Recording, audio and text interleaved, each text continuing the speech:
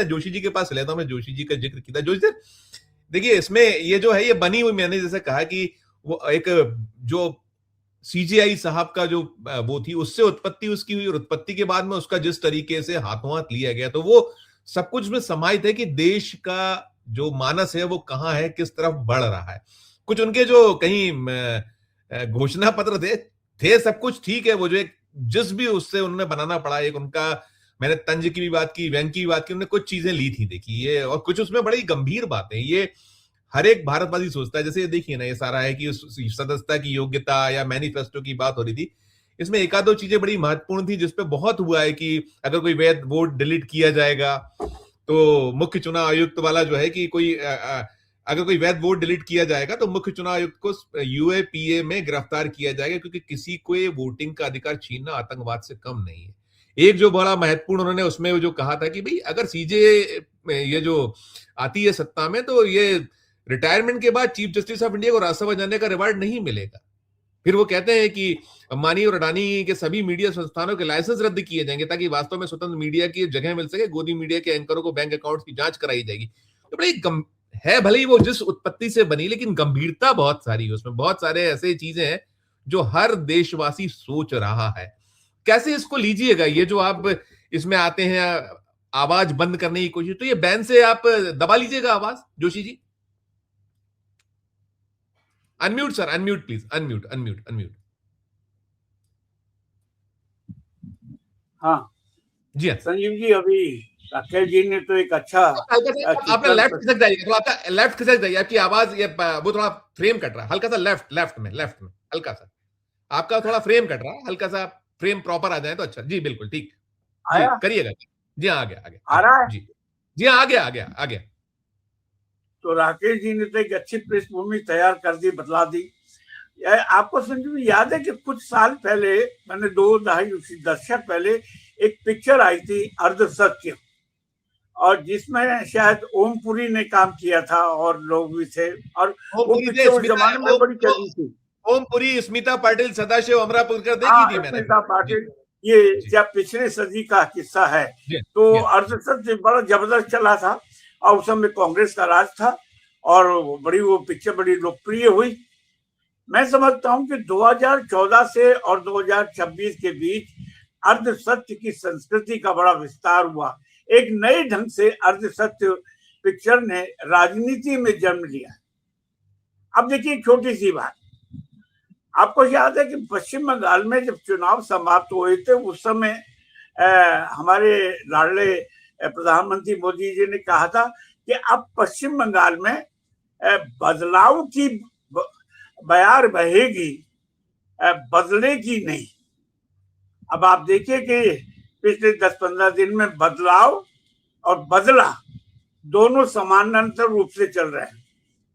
आपने हर ढंग से परिवर्तन करने की कोशिश की, जैसे कि वंदे मातरम को आपने लागू कर दिया मदरसे में, दूसरी तरफ आपने और भी बहुत सारी बातें की, और इसके साथ साथ बदला भी कि जितने टीएमसी के जो ऑफिसर्स थे उसको आपने तहस नहस करने की कोशिश। जोशी जी अगले चरण में बंगाल में बात करते हैं, पहले इस पे हो जाए, ये जो सीजेपी है। तो फिर मैं वही बात कर रहा था कि जो काकरोच जो पार्टी का जो जन्म हुआ, ये ठीक है कि एक बहाना था कि चीफ जस्टिस सूर्यकांत जी ने अचानक कह दिया कि काकरोच बढ़ा दी, लेकिन ये 14 साल में जो कुंठा, जो निराशा, जो आक्रोश भारतीय युवक बल्कि समाज के सभी वर्गों में प्रत्यक्ष और परोक्ष रूप से जो घनीभूत पीड़ा है, उसकी अभिव्यक्ति ये काकरोच पार्टी में हुई है।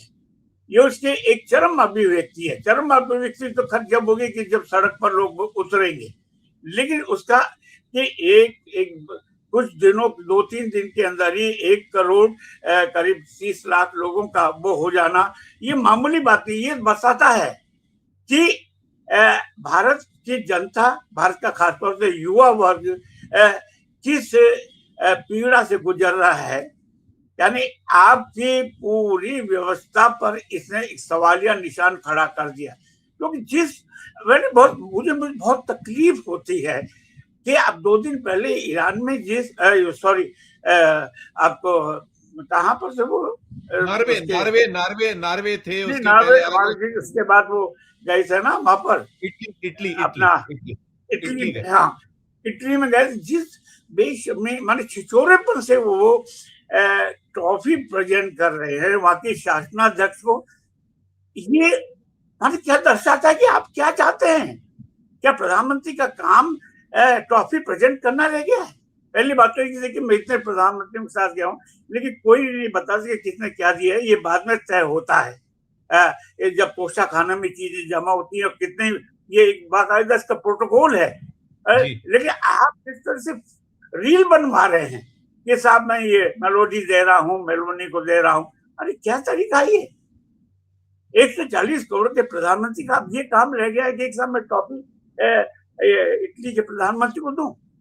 तो इससे ये लग रहा है कि पूरी जो व्यवस्था है, जो भाजपा का जो 2014 के बाद जो सत्ता प्रतिष्ठान का जो चरित्र सामने आया है, उससे ये लगता है कि आप बदलाव और परिवर्तन और बदला दोनों समानांतर पूरे देश में, पश्चिम बंगाल में नहीं, आपने भारत में भी, दिल्ली में भी सड़कों के नाम बदले, आपने स्टेशनों के नाम बदले और कैसे कि हम परिवर्तन ला रहे हैं। किस तरह का परिवर्तन ला रहे हैं? आप योजना आयोग को आपने नीति आयोग बनाया, आपने कई जगह राजपथ को बदला, आपने माने इस कदर जैसे कि आप समझते हैं कि भारत ने 2014 में ही जन्म लिया है और आप दावा यही करते हैं कि भारत का जन्म जो है, भारत की जो आजादी है वो 2014 में हुई। तो मैं ये समझता हूँ कि ये जो एक बहुत कुटिलतापूर्ण एक नैरेटिव 2014 के साथ चलाया जा रहा है, जहां हमारे, मैं एक बात फिर अपनी बात कह करके करता हूँ कि हमारे चीफ जस्टिस साहब ने जो कॉकरोच का, जो परजीवी का, मैं इससे पहले आपको याद दिला देना चाहता हूँ अपने साथियों को और सुनने वालों को, हमारे भारत के प्रधानमंत्री श्री मोदी ने एक शब्द कहा था, याद करिए, आंदोलन जीवी हैं। ये आंदोलन जीवी का नया रूप परजीवी और कॉकरोच में आया है। उन्होंने जितने भी, हमारे मोदी जी ने कहा था कि साहब ये आंदोलन करते हैं और ये युवा लोगों को, तो आप उसको चीफ जस्टिस ने ये कह दिया, यानी चीफ जस्टिस ने अनायास ही नहीं कहा, एक ही उस अर्ध सच की जो संस्कृति है उसको उसका प्रतिनिधित्व हमारे मुख्य न्यायाधीश महोदय करते हैं। तो ये उसकी अभिव्यक्ति है, अनायास नहीं, उनके उपचेतना में ये अभिव्यक्ति रही है। मैं ये समझता हूं कि अगर ये रहा तो अब तक की जो सारी उपलब्धियां हैं निश्चित रूप से उसको ये समाप्त करने की कोशिश कर रहे हैं और तेजी से करेंगे। लेकिन इसके साथ साथ आक्रोश निश्चित रूप से बढ़ेगा, जैसा कि अभी का बताया गया कि 2 करोड़ उन्होंने 2 करोड़ रोजगार देने की ऐलान किया था।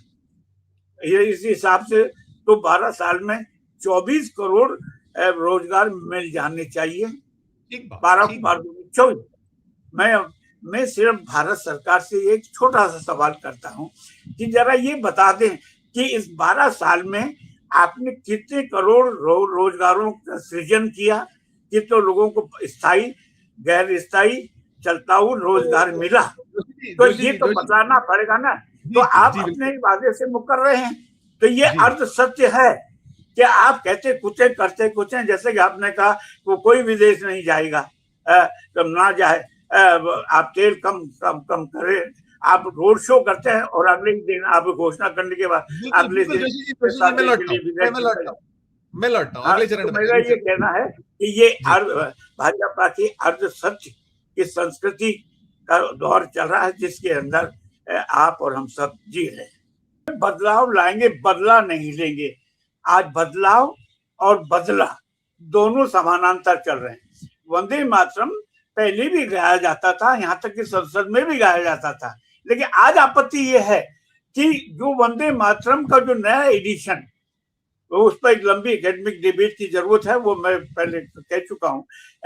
जो इसमें वंदे मातरम में जो नई संस्कृत की लाइन है, उसमें ओरिजिनली जो ये आनंद मठ के जमाने में जो किया गया था, वो बड़ी, इसमें कुछ पंक्तियों बड़ी आपत्तिजनक है और उस पर बड़ी लंबी डिबेट हो चुकी है, उसको फिर से उसमें घुसा गया।